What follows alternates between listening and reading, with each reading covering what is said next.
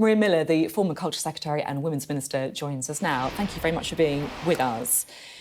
How concerned are you about these allegations and also perhaps the culture that's been uncovered in the media industry? Well, I think there are a few people who can't be shocked by the allegations that we've heard about over the weekend. And obviously, this comes after a number of other incidents where individuals within various parts of the media have experienced a completely unacceptable behaviour and yet have not felt able to speak out about it. So I think this raises a number of questions for us about not just the individual concern, not just about Russell Brand, but also about the organisations these women were working for and why they didn't feel able to speak out at the time. Yeah, it's a really important point about some of the things that runners were saying that they were made to do, for example, or alleging that they were made to do. But also, frankly, some of the stuff that Russell Brand was saying in public that's been sort of replayed, you know, offering, for example, his personal assistant naked to an interview with Jimmy Savile, saying it's part of her job description.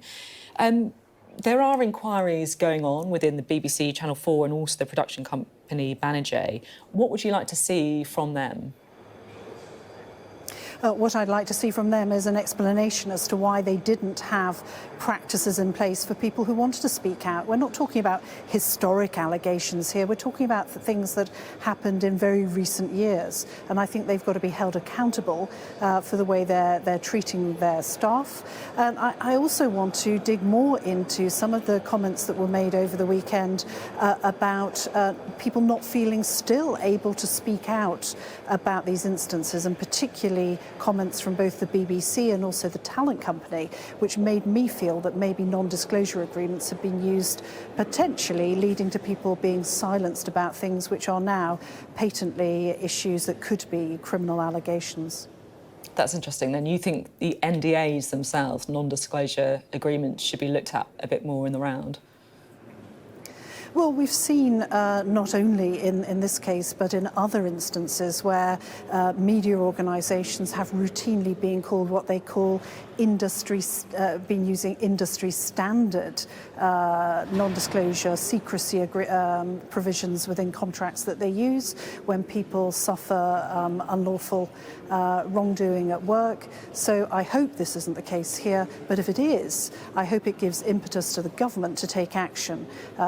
There's been action taken to stop the use of non-disclosure agreements in universities, and perhaps this instance with Russell Brand, if there are non-disclosure agreements involved, would indicate we need to take the same action to outlaw their use across industry, across the entertainment industry too. It's at a time, of course, when the organisations involved have been taking a deep look at themselves and effectively holding themselves to account. Russell Brand himself has blamed this on, I guess, a bit of a conspiracy, really, with what he would describe as the MSN, the mainstream media. He has his own platforms with subscribers that he can get his message out on. Is that something that kind of troubles you, the sort of splintering, if you like, of our media? Well, we need to make sure that people can hear the facts and verifiable facts. And that's why the sort of investigative journalism we've seen over the weekend has been important, coming out of reputable media organisations. But it's really important that people understand the facts, they can see the facts, and then make up their own minds. I think the splintering of media just really underlines the importance of having trusted sources of information for people to be able to make their own minds up. Now, some theatres where Russell Brand has been due to perform are discussing about whether his event should go ahead. Is it fair enough that some of these industries feel that they don't want to be associated with him anymore? Or actually, I mean, nothing's been proven. He's denied the allegations. He said he's done nothing criminal. Is this cancel culture in action? Look, it's for the Met Police to decide and the Crown Prosecution Service to decide whether there is a criminal threshold that's been reached here. And certainly the allegations that have been put in the media over the weekend would suggest that that should be investigated, and I hope it is. obviously it's important that people know those facts and can make their own minds up. I don't think Russell Brand is the only one at fault here. I think the organisations who were employing him, who clearly didn't have processes in place to allow people to be able to report what were potentially criminal acts, they also have to, I think, be held to account. It's not just Russell Brand who's going to be looked at by the Court of Public Opinion, and I think that's important.